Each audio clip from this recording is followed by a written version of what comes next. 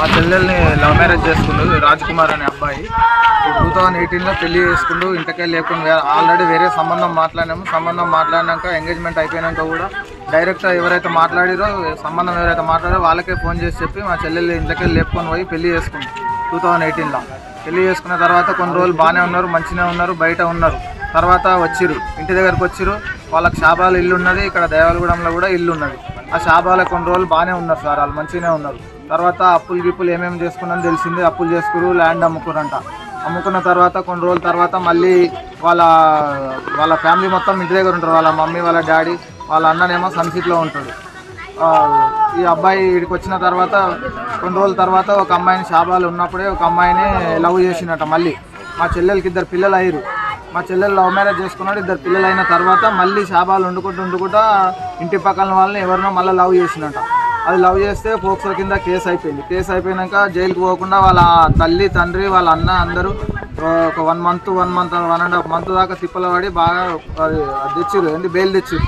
Bail తెచ్చినాక జైలుకి పట్టేయలేదు. Jail పట్టేయకుండా bail తెచ్చారు. Bail మీద బయటకు వచ్చిండు. బయటకు వచ్చి కూడా 10 రోజులు అవుతుంది. అయితే ఈ లోపల నేను జూన్ 12 తారీఖు మా నాయన ఆల్రెడీ చచ్చిపోయాడు. మా నాయన చచ్చిపోయిన దినానికి మొక్కనీకి వచ్చిన, ఇంటికాడికి ఈ ఊరికి వచ్చిన. వస్తే మా అల్లుళ్ళు ఉంటారు, చిన్న అబ్బాయిలు ఉంటారు, మా చెల్లెలకి 2 అబ్బాయిలు. అయితే మేము మా నాయనకు మొక్కినాక మళ్ళీ నేను ఇంటికి వెళ్ళిపోతుంటే ఆ అబ్బాయి మామయ్య వస్తా అని నా వెంబడి వచ్చింది. అబ్బాయిని తోలుకొని పోయినా. 10 రోజులు నా దగ్గర. తర్వాత ఈ లోపల బెయిల్ వచ్చేసిన అబ్బాయికి.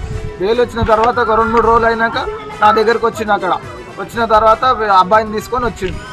మేము పొద్దున్న లేచి అన్నం తింటున్నాం, 11-12 మధ్యలో అన్నం తింటున్నాం. ఇంట్లో కూర్చొని డైరెక్ట్ అబ్బాయి కూడా తింటున్నాం, అందరం తింటున్నాం.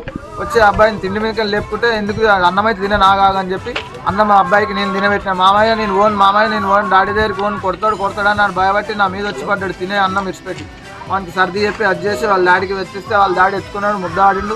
వాళ్ళ డాడీ అన్నం తిన్నాడు, ఆ అబ్బాయి అన్నం తిన్నాడు. తిన్నాక ఆ బట్టలు నా దగ్గర ఉండే. మా చెల్లెలు ఫోన్ చేసి ఇంకో చిన్న అబ్బాయి ఉన్నాడు, ఆ అబ్బాయి దోలాడుకుంటుండు. పాప కోసం, బాబు కోసం అన్న పంపించండి, ఆయన వచ్చిండు పంపించండి అంటే సరే అని చెప్పి ఆ అబ్బాయికి 2 తినబెట్టేసి పంపించినాం. ఈ లోపల ఇంత కిరాతకంగా ఇంట్లో కోసేసి పడేసిపోయింది సార్. ఇంట్లో ఎవరు లేరు. ఆ లోపల మొత్తం ఒక్క లైట్ లేదు, కూలర్ వేసిండు, ఏసీ వేసిండు, ఫ్యాన్ వేసిండు. పిల్లలు మొత్తుకుంటే సౌండ్ బయటకి వినబడకుండా ఏసీ వేసిండు, ఫ్యాన్ వేసిండు, అన్నీ వేసి ఇంట్లో ఎంతగానో మొత్తుకుంటూ మా చెల్లెలు మొత్తం ఇంట్లో చిందరబందర అయినాయి. సామాన్లు, ఇంట్లో బట్టలు ఎంతెంతో పోరాడిరు. నరికేసి కత్తులు అన్నీ పంపించేసారు. చిన్న పిల్లల్ని పండుకొని నిద్రపోయిన పిల్లల్ని నిద్రట్లనే పోసేసారు. మా చెల్లెలు ఎంత మొత్తుకుందో, ఎంత తిప్పబడిందో, ఎంత సతమతం అయిందో మొత్తం కొట్టుకొని లాస్ట్కి వచ్చి చంపేసారు, వెళ్ళిపోయింది సార్. అది మృతురాలి అన్న చెప్తున్న వివరాలు. అతను ఫస్ట్ నుంచి కూడా కొంచెం వ్యవహార శైలి కాస్త తేడాగానే ఉండేది అని చెప్తున్నాడు. తన చెల్లెలిని అతడు ప్రేమించి పెళ్లి చేసుకున్నాడు అని చెప్తున్నాడు. ప్రేమించి పెళ్లి చేసుకున్న తర్వాత కొంతకాలం బాగానే ఉన్నాడు. తర్వాత మళ్ళీ ఇంకో చోట పని మీద, వర్క్ మీద వెళ్ళినప్పుడు అక్కడ ఇంకొక చిన్న అమ్మాయిని ప్రేమించాడు. వాళ్ళు కేసు పెట్టడంతో ఇంకా పోక్సో కేసు కింద అతను జైలుకు వెళ్లాల్సి వచ్చింది. కానీ అతని కుటుంబ సభ్యులు అతన్ని జైలుకు వెళ్లకుండా బెయిల్ పైన బయటకు తీసుకొచ్చారని చెప్తున్నారు.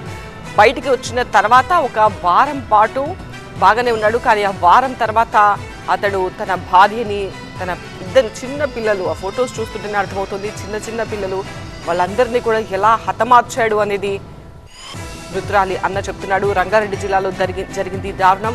మిడ్నైట్ మర్డర్స్తో షాబాద్ ఉలిక్కి పడింది. 6గురిని అత్యంత దారుణంగా నరికి చంపేశాడు రాజ్ కుమార్. తర్వాత పారిపోయాడు. తాను కూడా ఆత్మహత్య చేసుకుంటాను అని అతని తల్లిదండ్రులకు ఫోన్ చేసి చెప్పినట్టుగా తెలుస్తోంది. ఇలా నేను హత్య చేశాను, నేను కూడా ఆత్మహత్య చేసుకుంటాను అని రాజ్ కుమార్ తన తల్లిదండ్రులకు ఫోన్ చేసి చెప్పి ప్రస్తుతం అయితే పరారీలో ఉన్నాడు. పోలీసులు అతని కోసం గాలిస్తున్నారు. తన భార్య, 2 పిల్లలతో పాటు మరో 3గురిని కూడా హత్య చేశాడు రాజ్ కుమార్. తన పైన పోక్సో కేసు పెట్టారన్న కక్షతోనే ఈ కిరాతక హత్యలకు పాల్పడ్డాడు. రంగారెడ్డి జిల్లా షాబాద్ మండలం దైవాలగూడలో జరిగింది ఈ ఘటన.